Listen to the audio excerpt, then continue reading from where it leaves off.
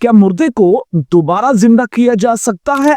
Recently L के साइंसदानों ने अजीब एक्सपेरिमेंट किया और इस एक्सपेरिमेंट में वो कामयाब भी हुए। उन्होंने एक सूअर को लिया, उसका दिल और दिमाग बंद कर दिए। दिल और दिमाग बंद कर देने से उस सूअर की क्लिनिकल डेथ हो गई। डेथ के 4 घंटे के बाद अपनी ऑर्गेनिक्स टेक्नोलॉजी को यूज करते हुए उसे दोबारा रिसरेक्ट किया। उसके जिस्म में खून बहना शुरू हो गया, उसका लिवर, उसका किडनी चलना शुरू हो गए, दिल धड़कना शुरू हो गया और जिस्म के सारे आज़ा ने ऑक्सीजन को रिसीव करना शुरू कर दिया। लेकिन कुछ ही देर के बाद उस पिग की दोबारा डेथ हो गई। अब इसको साइंसदान अपनी बहुत बड़ी कामयाबी कह रहे हैं और मेडिकल साइंस में एक नया सवाल खड़ा हो गया है कि अगर 4 घंटे के बाद कुछ लम्हों के लिए ही सही अगर दोबारा जिंदगी दी गई है तो फिर डेथ का, मौत का मतलब क्या है? इसका मतलब ये है कि अगर यही तजर्बे इंसानों पर किए जाएं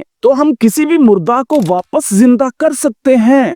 ऑर्गन्स ट्रांसप्लांट के पेशेंट के लिए जो कोमा में होते हैं उनको मजीद टाइम मिल सकता है और हम किसी भी इंसान में जान डाल सकते हैं।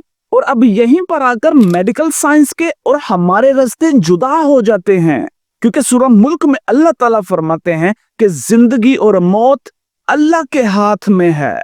और ये वही साइंसदान हैं जिन्होंने इससे पहले ब्रेन एक्स पे काम किया और ब्रेन एक्स पर काम करते हुए इसी तरह की कामयाबी और नाकामी उनका मुकद्दर बनी। लेकिन यहाँ पर यह समझना जरूरी है कि शायद साइंस अभी तक दिल को, दिमाग को और जिस्म को बड़ी हद तक समझी है और रूह एक बहुत बड़ा चैप्टर है। जब तक रूह ना फूंकी जाए जिस्म में जान नहीं आती। और उसमें नफ्स का क्या किरदार है, नफ्स अमारा का, नफ्स लवामा का और नफ्स मुतमिन्ना का, कि साइंस इसको बहुत ज्यादा जानती नहीं है। And that is a learning area for you as well. So being a Muslim, आपका तो ये थॉट प्रोसेस क्लियर है कि जिंदगी के लिए रूह का होना जरूरी है, कि अभी वो दिन नहीं आया कि जब मुर्दों को दोबारा जिंदा किया जाएगा। तो येल्स के साइंसदानों का ये सवाल तो बिल्कुल बनता है कि क्या मुर्दे को दोबारा जिंदा किया जा सकता है। और शायद इसीलिए आज ईस्टर्न स्पिरिचुअलिज्म और ईस्टर्न साइकोलॉजी इस मामले में इनसे कई हाथ आगे है। तो याद रखिएगा, जब आपने किसी बड़े इल्म को पढ़ना होता है